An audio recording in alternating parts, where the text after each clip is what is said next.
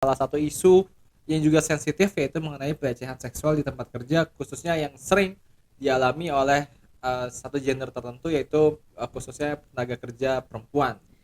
Jadi gini Mas Rizky, memang benar pengusaha mungkin urusannya udah terlalu banyak, Iya, nggak berpikir sampai santai. ke sana. Nah, pengusaha kan punya tim HRD ya, di situ.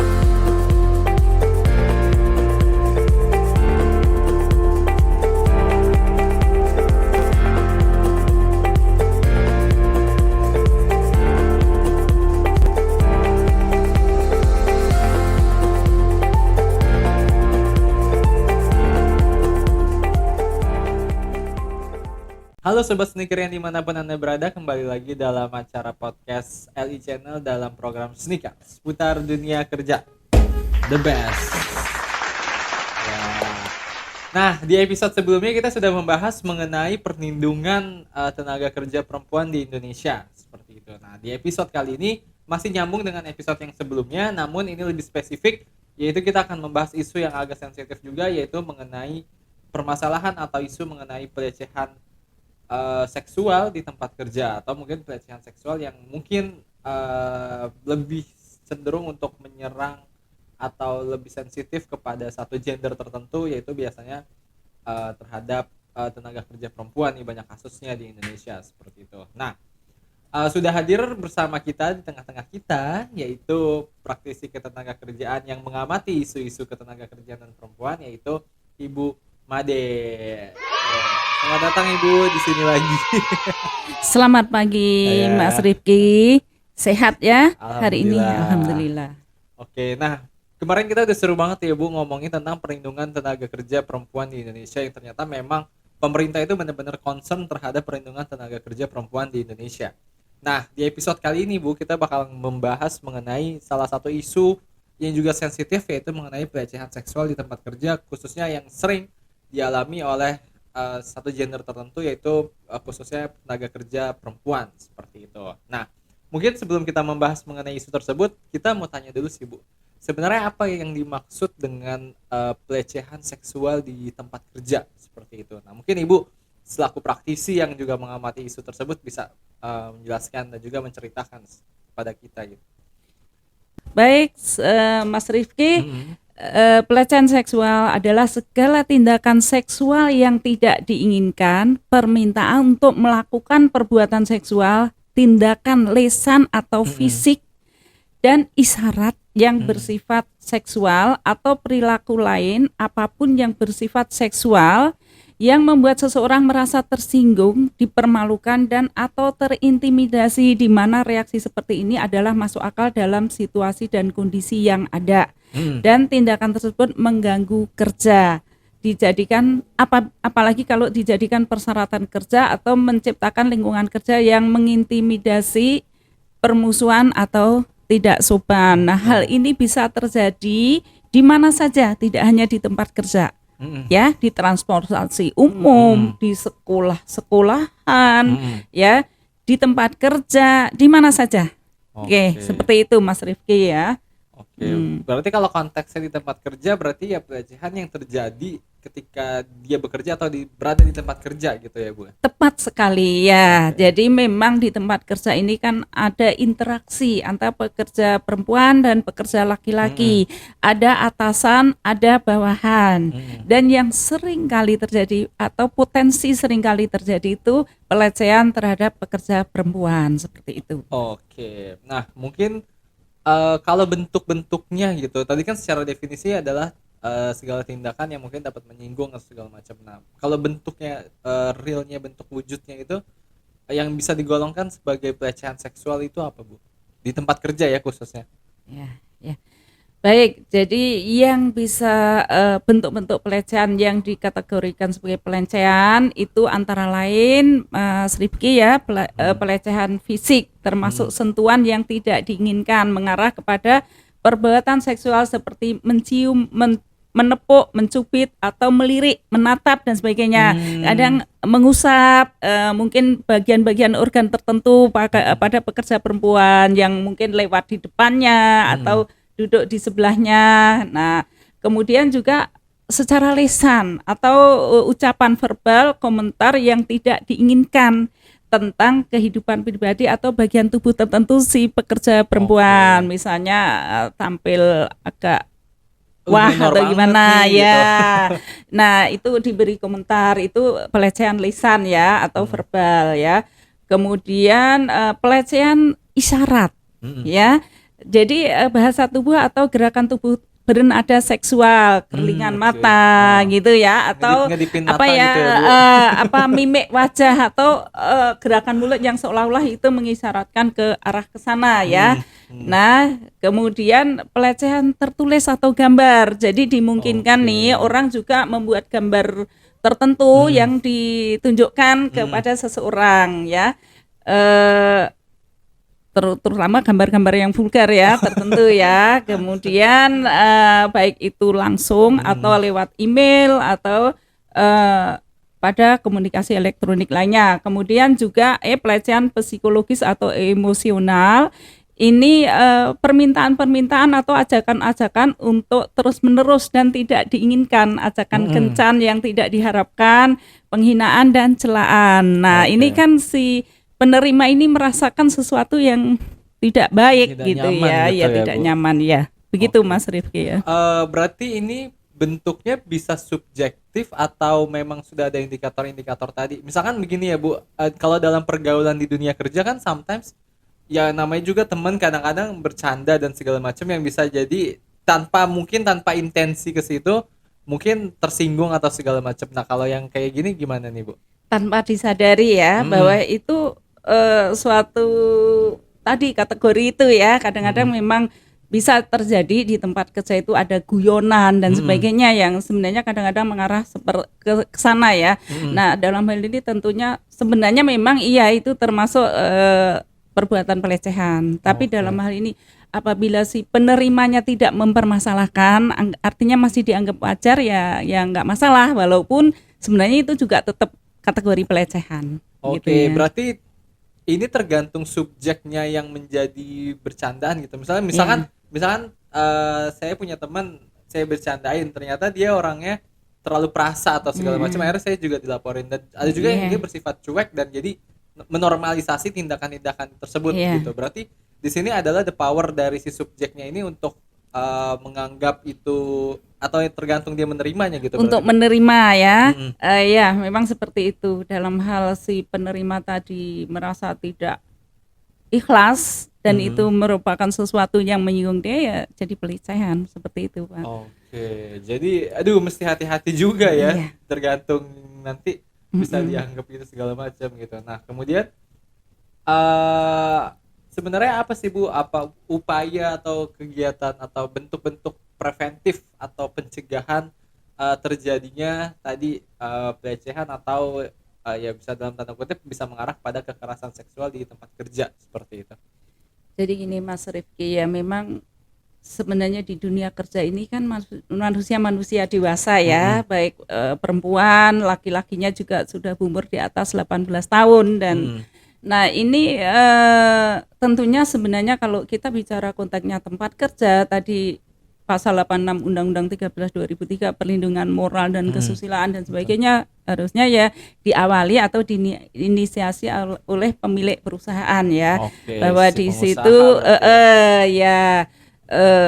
mulai dari masuk awal pintu depan sampai selama bekerja sampai pulang kembali ini harapannya kan tidak terjadi seperti itu. Nah, ini tentunya perlu adanya pemahaman bersama antara pengusaha dan pekerja. Jadi ada sosialisasi atau pembinaan mulai melalui media KIE dan sebagainya atau mulai dari karyawan rekrut baru gitu ya, penempatan dan sebagainya bahwa tindakan-tindakan seperti itu tidak dibenarkan. Gitu ya di tempat kerja saya, di perusahaan saya gitu kan. Artinya baik tadi calon pekerja yang sudah lama bahwa ini tindakan seperti itu memang benar-benar tidak dibenarkan di perusahaan. Oke, kalau misalkan itu siapa, Bu, yang memiliki tanggung jawab untuk melakukan sosialisasi? Misalkan saya pengusaha, saya tidak paham mengenai ada undang-undang ini dan segala macam. Nah, itu berarti gimana tuh? Stakeholder siapa yang sebenarnya menangani untuk sosialisasi tersebut?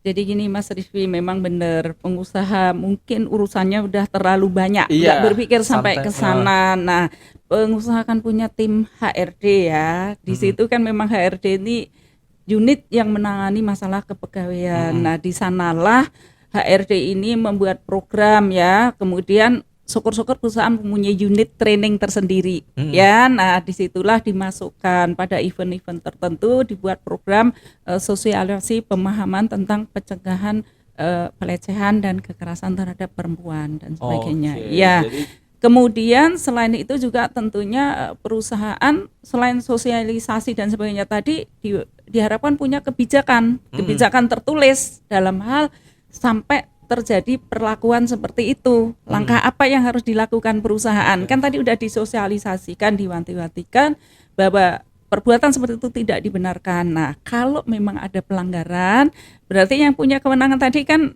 punishment, iya, tentunya punishment. pimpinan perusahaan. Oke. Nah, seperti itu, Mas. Oke. Nah, oke, seandainya terjadi kasus meskipun sudah ada kebijakan segala macam, tapi dari pihak yang menjadi subjek tadi, misalkan tenaga kerja perempuan tadi itu tidak mau melaporkan gitu, ataupun sudah melapor tapi tidak ditindak gitu. Memang ada hukumnya dan segala macam, tapi kan ya kita kan bicara di dunia realitas kan, terkadang ada perusahaan-perusahaan Berbeda. yang mencoba menutupi atau bahkan tidak mendengar keluhan-keluhan dari karyawannya seperti itu. Nah, ini gimana, Bu?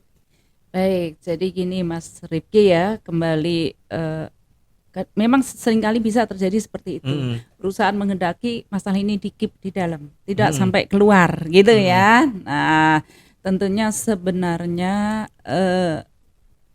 ini hak perusahaan, Mm-mm. tetapi sebenarnya nanti timbul kerugian dampak dari perlakuan-perlakuan seperti tadi ya. Kalau memang di-keep, tidak diekspos, kemudian karyawan tertekan kan. Mm-mm. Kalau enggak ya enggak produktif kan, Iya. kerja juga enggak nyaman gitu kan, apalagi kalau dia pekerja yang potensial. Oke. Nah, ya udah saya mengundurkan diri atau keluar gitu kan.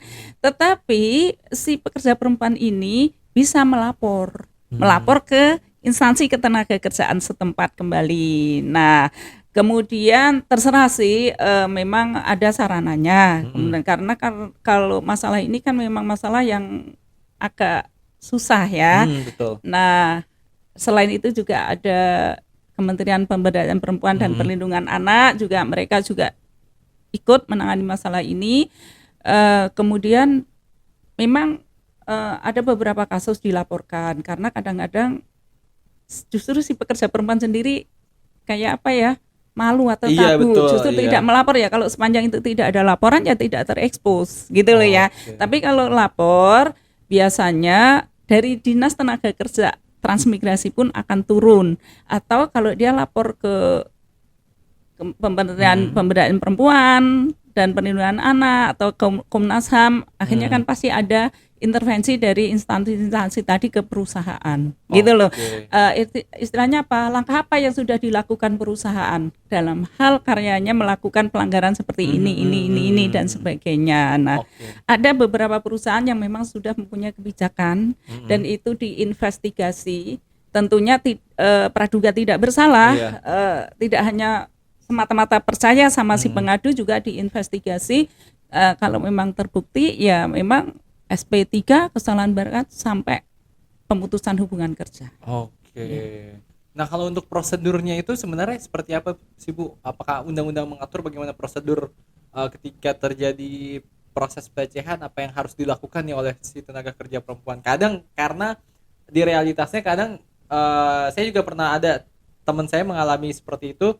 Dia bingung gitu, saya harus ke mana, saya harus ke siapa, dan saya harus bagaimana gitu. Nah, mungkin bisa dibantu gitu. Iya, baik Mas Rifki. Sebenarnya Undang-Undang Ketenagakerjaan juga mengatur perusahaan itu wajib memiliki lembaga kerjasama bipartit. Jadi itu lembaga kerjasama antara pengusaha dan pekerja untuk membahas permasalahan-permasalahan di ketenagakerjaan. Serikat pekerja itu berarti ya? Berbeda. Berbeda. Kalau serikat pekerja, serikat buruh itu suatu organisasi yang dibentuk dari dan oleh pekerja sendiri untuk memperjuangkan hak-haknya. Kalau ini lembaga kerjasama bipartit, dua pihak antara pengusaha dan pekerja, di mana di sana kalau timbul permasalahan memang dibahas di sana.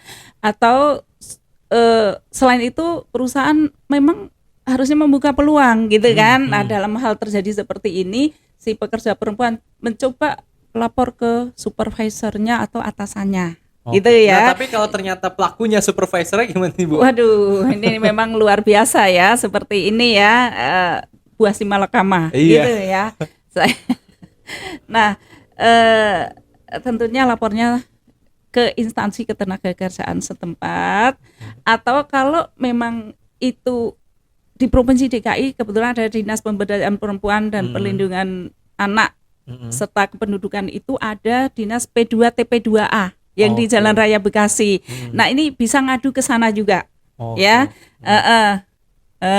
Yang di Jalan Raya Iya, Bekasi, yang mau ke Bekasi tahu itu. ya. Iya. Nah, bisa ngadu ke sana kalau sampai terjadi perbuatan kekerasan yang tidak diinginkan. Nah, Oke. kemudian masalah ketenagakerjaannya bisa ngadu ke instansi Dinas. ketenagakerjaan setempat. Oke. Iya.